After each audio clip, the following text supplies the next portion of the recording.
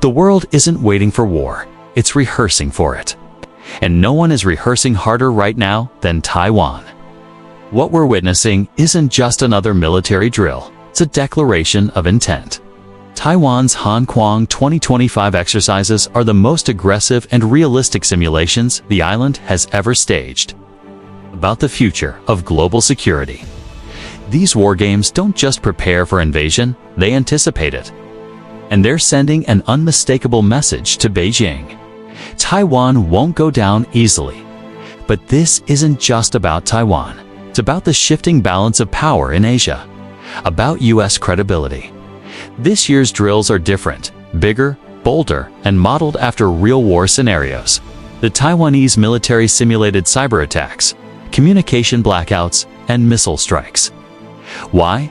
Because Taiwan knows that any real conflict with China would hit everywhere, fast, hard, and without warning. Gone are the days of quiet diplomacy and ambiguous red lines. More importantly, the US is reshaping its regional posture. With new bases in the Philippines, closer cooperation with Japan and Australia, and the continued buildup of the AUKUS alliance. The exercises included simulated joint operations, coordinating with unseen allied forces in the Pacific theater. It's a clear signal to Beijing. Taiwan isn't alone, and any invasion attempt would trigger a regional, if not global, response.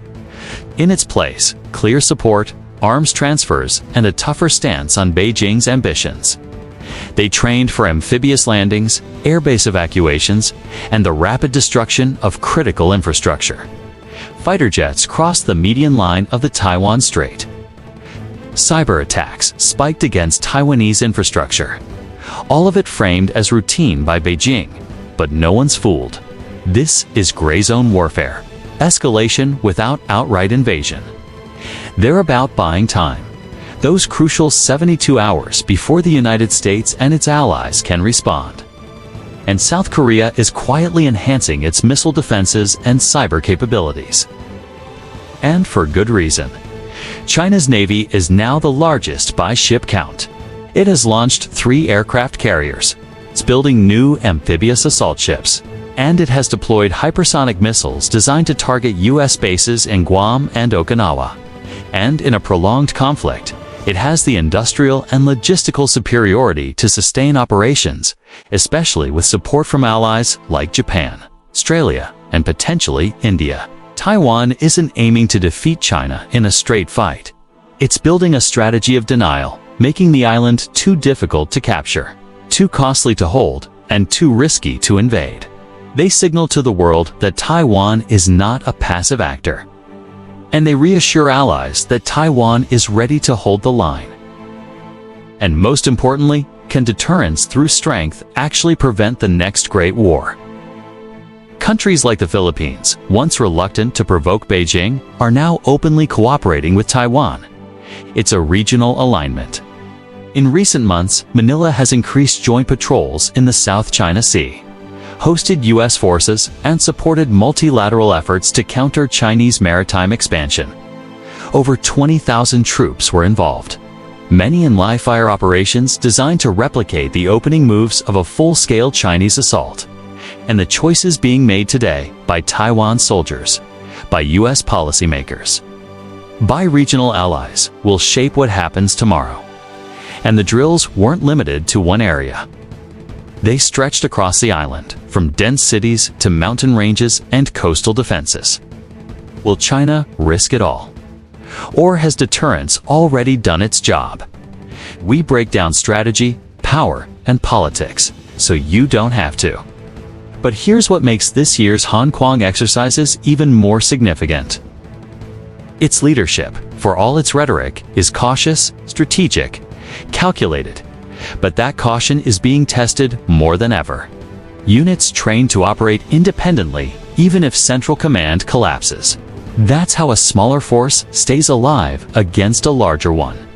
And it's how Taiwan hopes to resist long enough for reinforcements, particularly from the United States, to arrive. They're not just about defending territory. This isn't theory anymore. It's doctrine.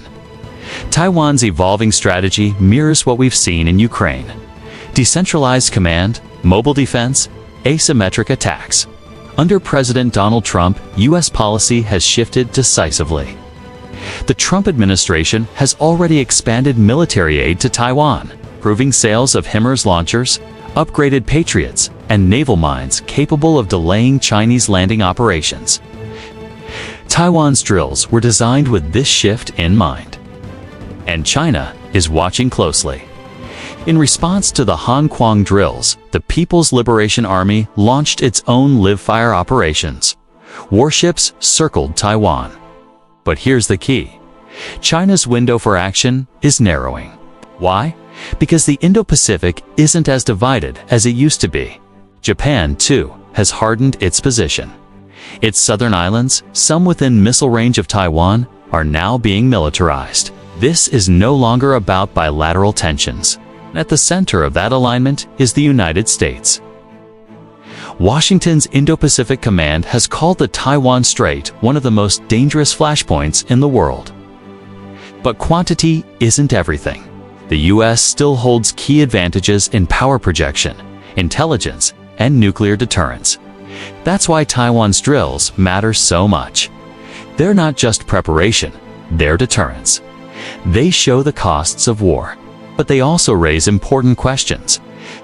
Can Taiwan truly hold out long enough for U.S. intervention?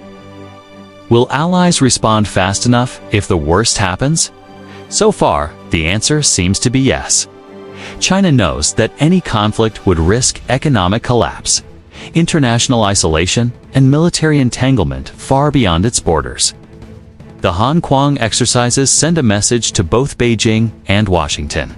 The stakes are real, the threat is growing, and the time to prepare is now. From the South China Sea to the Taiwan Strait, the next crisis won't happen by accident. It will happen by choice. If this drill was a warning, the world would be wise to listen. Thanks for watching GeoFrontline. If you value deep analysis on the world's flashpoints, subscribe and turn on notifications. Let us know in the comments. Is Taiwan prepared enough?